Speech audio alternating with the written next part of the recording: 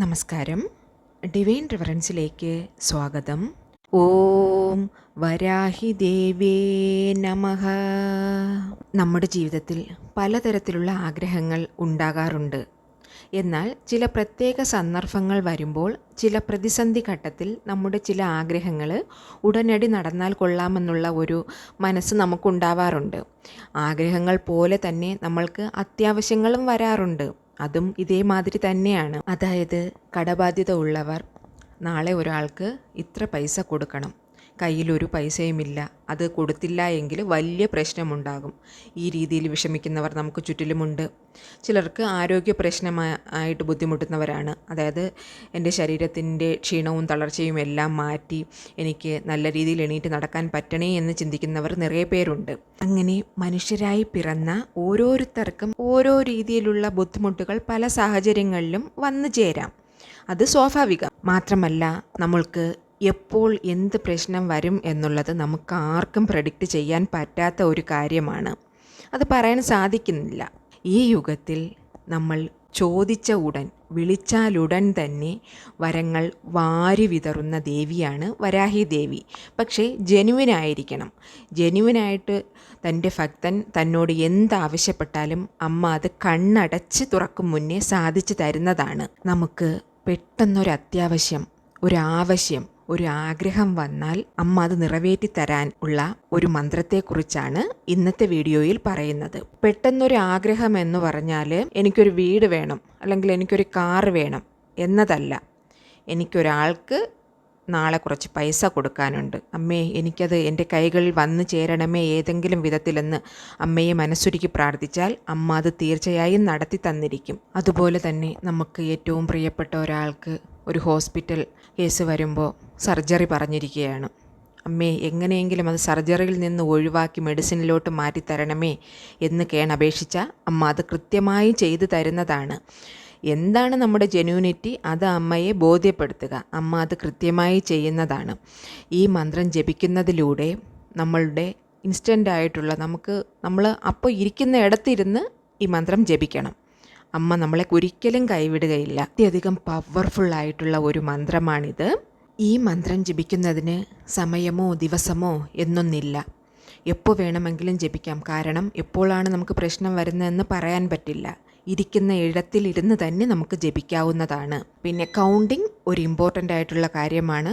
സമയമുള്ളവർ 108 തവണ മസ്റ്റായിട്ട് ജപിക്കണം.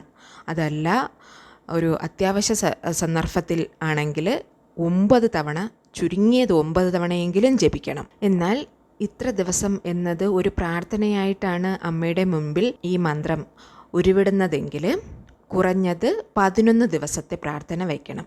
കൂടിയത് 21 ദിവസമോ 48 ദിവസമോ, അത് സമയവും സൗകര്യവും ഉള്ളതുപോലെ.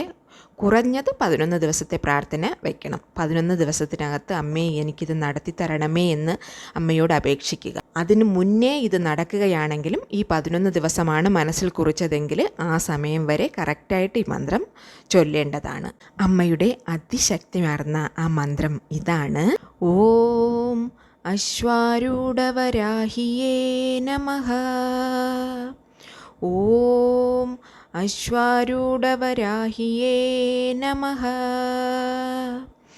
ഓം അശ്വാരൂഢവരാഹിയേ നമഃ. ഓം അശ്വാരൂഢവരാഹിയേ നമഃ. ഓം അശ്വാരൂഢവരാഹിയേ നമഃ. ഓം അശ്വാരൂഢവരാഹിയേ നമഃ. ഓം അശ്വാരൂഢവരാഹിയേ നമഃ. ഓം അശ്വാരൂഢവരാഹിയേ നമഃ. ഓം അശ്വാരൂഢവരാഹിയേ നമഃ. ഓം അശ്വാരൂഢവരാഹിയേ നമഃ. ഓം അശ്വാരൂഢവരാഹിയേ നമഃ. ഓം അശ്വാരൂഢവരാഹിയേ നമഃ. ഓം അശ്വാരൂഢവരാഹിയേ നമഃ. ഓം അശ്വാരൂഢവരാഹിയേ നമഃ. ഓം അശ്വാരൂഢവരാഹിയേ നമഃ. ഓം അശ്വാരൂഢവരാഹിയേ നമഃ. ഓം അശ്വാരൂഢവരാഹിയേ നമഃ. ഓം അശ്വാരൂഢവരാഹിയേ നമഃ. ഓം അശ്വാരൂഢവരാഹിയേ നമഃ. ഓം അശ്വാരൂഢവരാഹിയേ നമഃ. ഓം അശ്വാരൂഢവരാഹിയേ നമഃ. ഓം അശ്വാരൂഢവരാഹിയേ നമഃ. ഓം അശ്വാരൂഢവരാഹിയേ നമഃ. ഓം അശ്വാരൂഢവരാഹിയേ നമഃ. ഓം അശ്വാരൂഢവരാഹിയേ നമഃ. ഓം അശ്വാരൂഢവരാഹിയേ നമഃ. ഓം അശ്വാരൂഢവരാഹിയേ നമഃ. ഈ മന്ത്രം ചൊല്ലി അമ്മയോട് പ്രാർത്ഥിക്കുമ്പോൾ അപ്പോൾ നടക്കേണ്ട ഇൻസ്റ്റൻ്റ് ആയിട്ടുള്ള ഒരു കാര്യം മാത്രമേ പറയാൻ പാടുള്ളൂ. അത്യാവശ്യമായിട്ട് നടക്കേണ്ട ആവശ്യമോ ആഗ്രഹമോ മാത്രമേ അമ്മയോട് പറയാൻ പാടുള്ളൂ. ഈ മന്ത്രം ജപിക്കുന്നതിന് സമയമോ സാഹചര്യമോ ദിവസമോ ഒന്നും പ്രശ്നമല്ല. ഇപ്പോൾ നമ്മൾ അത്യാവശ്യമായി ഹോസ്പിറ്റലിൽ പോകുമ്പോൾ നമ്മൾ ഏത് സിറ്റുവേഷനിലാണ് ഇരിക്കുന്നതെന്ന് പറയാൻ പറ്റില്ല. ആ സമയത്ത് കുളിച്ചില്ലെങ്കിലോ പീരീഡ്സ് ടൈം ആണെങ്കിലോ ഒന്നും പ്രശ്നമില്ല. അമ്മയുടെ മുന്നിൽ ഈ മന്ത്രം മനസ്സുരുക്കി പ്രാർത്ഥിക്കുക. അമ്മ കാര്യങ്ങളെല്ലാം ശുഭമായി നടത്തിത്തരും.